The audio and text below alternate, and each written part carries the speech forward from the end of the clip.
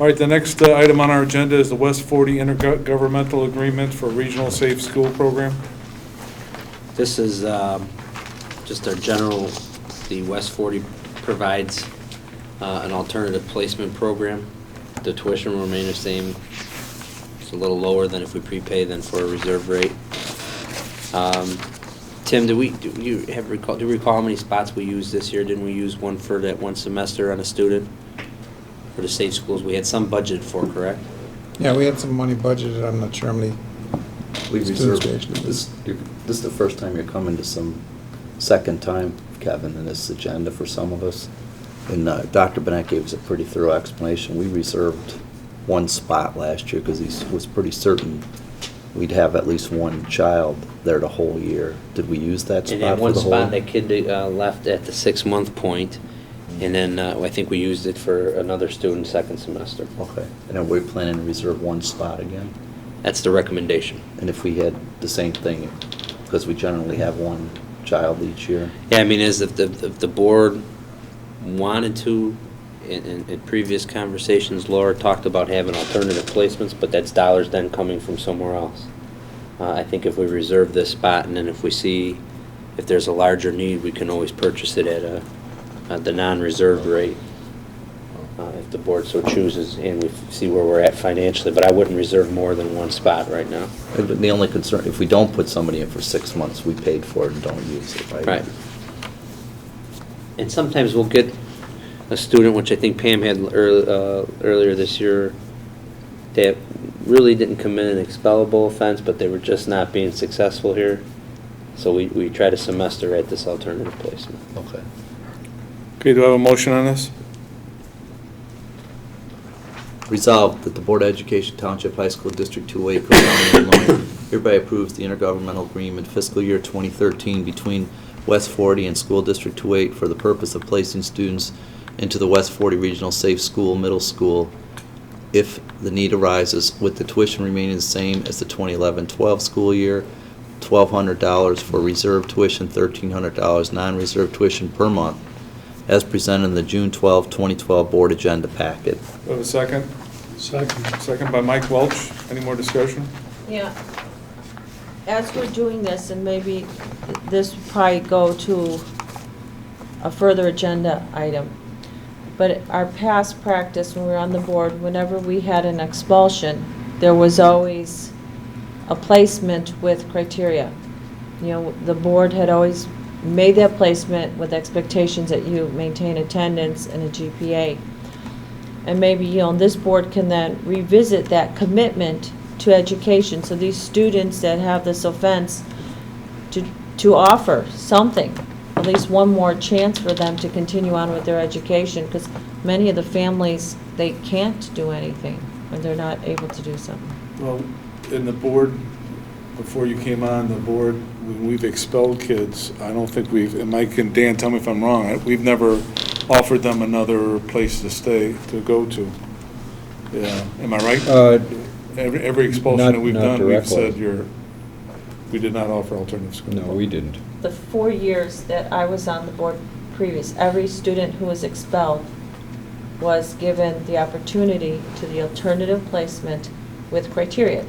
If they violated that criteria, they didn't maintain the grade point average, they didn't maintain attendance, then the board would not, the school district would not pay for that.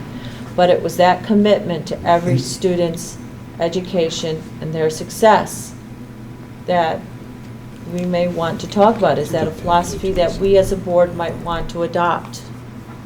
But we wouldn't adopt it with this, we're not going to reserve more spots with the thought No, of adopting but I it. think this just brings up that issue again, and so maybe we need to talk about it, because it fell off the radar. We're moving into the budget. Kevin had reminded us that if we want to adopt that philosophy, we will have to think about that at budget time.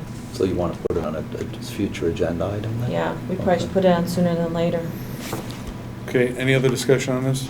Well, since Tim's going to have the budget for you in 2 weeks before our next meeting, I mean, he can identify what to budget, but I mean, I think this year we did somewhere into 3 or 4 expulsions. Most were for a year. I think we had maybe one that was more. I mean, you're talking on the average, if it's $1,200 a month per student, you know, if that's 6 months, it's $7,200. I mean, it's talking some significant dollars for 3 or 4 students. Now, I totally support that we should have some alternative education, but that money's going to need to come from somewhere. So either the board's going to have to identify, instead of having a $300,000 deficit, we're going to have a $325,000 deficit, or we need to consider the elimination of something. I mean, you're right, there's not a win situation here, right? But I just want to make sure, as we talked about this before. But maybe the board could have a presentation, because the educational research shows us that if a student graduates high school, they are less likely to be in a welfare system, they are more likely to be gainfully employed. So society pays for this student. Either we pay a little more now to get them through high school with a degree, or we pay a lot more through life in the welfare system. And that's a philosophy that the board will have to look at over the long haul. When we have students with special needs, they come to the school and laws protect those students, and the school district has to provide them with resources to get their education. Now, we have this very tiny population, and this board has the opportunity to look at that research and see what happens. And I'm not saying carte blanche or blank. It comes with criteria. If you want a true second chance, you have to make grades, you have to be in attendance, and if you get yourself kicked out of there, that's it. Some of these students we've seen have made poor choices, and it's very sad and very unfortunate. And their family resources didn't have any money for them to continue on. And so we've pretty much sealed their fate in a, very dismal for them. Well, I would put it, it's obviously one of the toughest decisions we make. We tend to make it in a vacuum. As a new school board, we had to make decisions not knowing the alternatives, not knowing why we made choices previously. So I support the idea that it's certainly worth putting on a cow agenda sometime and talk about how do we decide, here's that we're going to expel somebody, and what the alternatives are, and so that people are educated, because it's an important decision we make. Because some people certainly could afford, just because you get kicked out, doesn't mean you're poor. Right. You could be extremely wealthy. That's true. So I agree we should maybe look at it, but. We should look at it. We should have something, because what happens when a student is expelled and they don't have resources, and the likelihood of getting that degree is almost unobtainable for them? Then we will pay for that student much longer. Our next cow is in August, I believe, if not September. I mean, it doesn't have to be in the August one, but it would be. I'm just, Okay. Well, we got This two is- issues. this is kinda one of The those budget examples. timing Oh, is you're right. ahead of Right. the other timing. So Okay. it's like a lot of other things. If All right. Kevin chooses not to budget for this, and we decide he's got to put a kid in it next year, Well, does that he's be got to fund make up the balance? difference somewhere That's to true. We meet gotta his put it- goals. That's So a he really- has to make a choice of what he thinks is right when he presents the budget and when he presents an expulsion. Yeah, you're right. And Kevin, you came from Elgin, right? Yes. And you had one of the largest alternative school placements in the state, probably. The U40, right? 46. We used Gifford Street, but that was mostly services were provided for freshmen. Usually as they got after freshman or sophomore year. We watched the length of the expulsions, which is what I was telling this board this year, that, unless it's really a serious offense, you do a semester or 2 semesters, and so that a student can have enough time to recover through summer school and make up those credits. I don't think Tim's comment's fair in the event that we shouldn't budget for it. Yeah. I'll budget so that we have $1 million deficit and we can do whatever we want. This is where I think we have to get on the same page as a board, where we got to decide, hey, should we put a little money aside for alternative programs? Because you can't, at a COW meeting, I would advise against the board publicly discussing how they want to review discipline cases, because technically, you should review each discipline case differently in closed session. That's where you hire a hearing officer, you hire them to dig in, get the facts, get as much as they can about the case. We provide the case history of the student, intervention served. You know, and then once you have all that information, our discussion during closed session is where we would decide, is this a kid that just made a one-time poor choice, or is this a repeat offender? And should he, you know, be removed from the school and from the services provided from the school? I mean, those are the kinds of things. There obviously are alternative school placements available. They're all at an expense, though. Ombudsman is an alternative learning environment. All these things come with an expense. Could we, in the last month, I attended a University of Chicago tour of the Chicago Charter School. They've done educational research. I was there on June 1st. And the research shows that freshman year was the highest predictor of your high school graduation. And so the University of Chicago Charter School, they bring those kids in 6th grade and they bolster the junior high experience so that that freshman year is successful. If a student is expelled freshman year because they can drop out legally thereafter or pretty close thereafter, they found that if students have a poor or fail 9th grade, they are more likely to not graduate high school. That's University of Chicago, that's leading research that is now disseminated through the nation. So I don't know when it would be appropriate, but I think maybe some research on this would be appropriate at the COW for us to hear something about it. Okay. About alternative placements, if kids don't graduate, what their likelihood is, what the burden on society is. I did my only I don't disagree with you, and I think we can pull some articles, but I mean, knowing that where we're staffed at right now and getting ready to open a school, I don't know if you want myself or my principal writing a research paper on alternative placements. So, I mean, what I can do is I can see if I can find us some links. I can tell you right now we have access to 2 or 3 easily alternative placements if that's what the board decides. I can work with Tim to make sure we put some contingency money aside. Everything you're saying is exactly correct. That's why we track freshman failures. That's why we do the academic support for freshmen. It's a proven fact that the more successful a student is in their freshman year, the more likely they are to graduate as well as pursue a second advanced degree. That being said, I mean, this is more or less a board decision of should we budget some contingency money for alternative placement, or should we not? Maybe it would be helpful if we just had some numbers to find out how many kids we're talking about, you know. I could do that.